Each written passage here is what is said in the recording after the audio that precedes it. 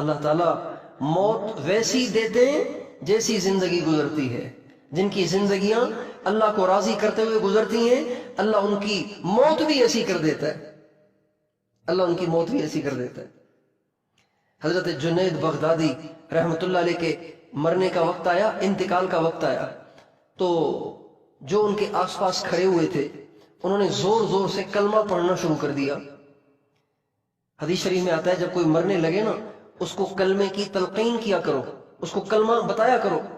لیکن کلمہ بتانے کا طریقہ یہ نہیں ہے کہ اس کو کہا جائے کلمہ پڑھو کلمہ پڑھو کلمہ پڑھو، ایسے نہیں کہنا. اگر وہ انکار کرے گا تو کفر میں چلا جائے گا. کہنا نہیں ہوتا، اس کے سامنے زور زور سے کلمہ پڑھنا ہوتا ہے. لا الہ الا اللہ لا الہ. جب کوئی مرنے لگے اس کے سامنے ایسے پڑھنا ہے لا الہ الا اللہ لا الہ الا اللہ. حضرت جنید بغدادی زمانے کا امام، زمانے کا قطب الاقطاب اور اولیاء کا سردار دنیا سے جا رہا ہے اور لوگ اس کے سامنے کلمہ پڑھ رہے ہیں، زور زور سے کلمہ پڑھ رہے ہیں. جب لوگوں نے کلمہ پڑھنا شروع کیا تو وہ مسکرانے لگے. نہیں، وہ مسکرانے لگے. پھر فرمانے لگے مجھے کلمہ تلقین کر رہے ہو؟ ارے میں تو زندگی میں کبھی اسے بھولا ہی نہیں، تو آج کیسے بھولوں گا؟ میں تو کبھی اس کلمے کو بھولا ہی نہیں.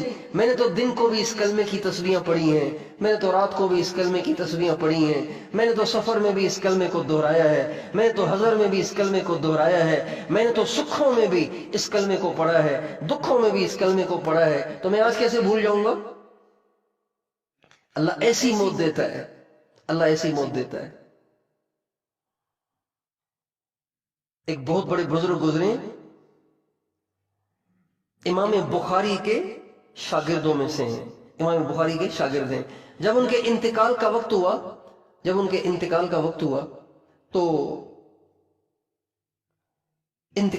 ہوا تو اشارہ کر کے فرمانے لگے لمثل ذلك فليعمل العاملون.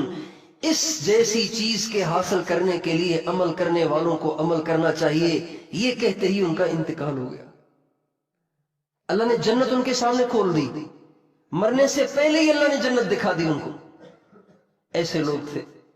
حضرت رابعہ بصریہ رحمت اللہ علیہا کا انتقال ہوا تو کسی نے ان کو خواب میں دیکھا. کہا رابعہ کیا ہوا تمہارے ساتھ؟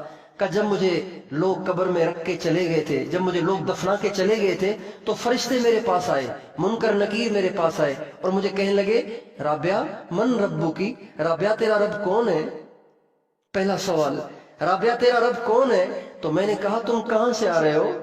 کہا ہم آسمان سے آ رہے ہیں.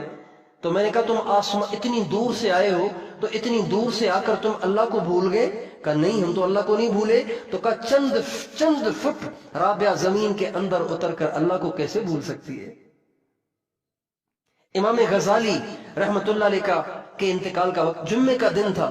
جمعے کے دن صبح سویرے غسل کیا، خوشبو لگائی اور اپنا کفن منگوایا اور اپنے کفن پہ خوشبو لگائی اور پھر فرمانے لگے آج مبارک دن ہے اور محبوب کے دربار میں جانے کا وقت ہے. یہ کہہ کے قبلے کی طرف منہ کر کے لیٹ گئے اور دنیا سے چلے گئے.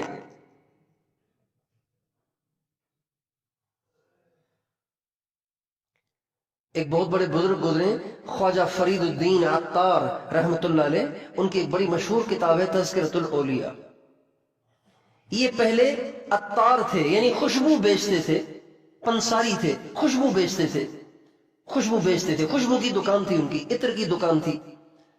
تو دکان پہ بیٹھے ہوئے تھے، گاہک آ رہے تھے، خوشبو لے رہے تھے. ایک درویش وہاں سے گزرے، اللہ والے وہاں سے گزرے تو وہ کھڑے کھڑے ان کو دیکھ رہے ہیں مسلسل دیکھ رہے ہیں. تو فرید الدین نے عطار نے کہا بھائی کیا دیکھ رہے ہیں آپ؟ کیا دیکھ رہے ہیں آپ؟ کہا میں دیکھ رہا ہوں کہ اتنی ساری شیشیوں سے تیری روح کیسے نکلے گی.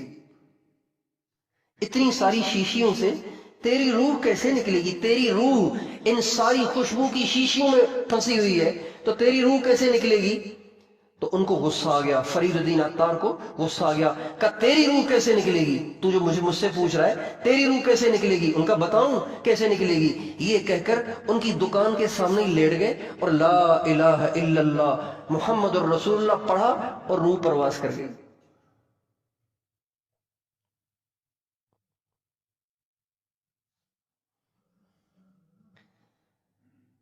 अल्लाह।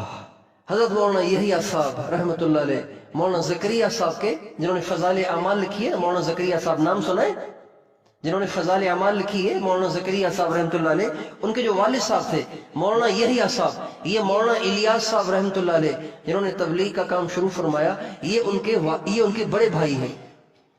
जब उनके इंतकाल का वक्त आया तो उनसे किसी ने पूछा क्या हाल है, क्या हाल है? का अल्लाह का शुक्र है, बड़े मजे में हूं, इसलिए कि सारी जिंदगी आज ही के दिन के लिए परेशान था। अल्लाह का शुक्र है, आज मुझे कोई टेंशन नहीं, कोई परेशानी नहीं।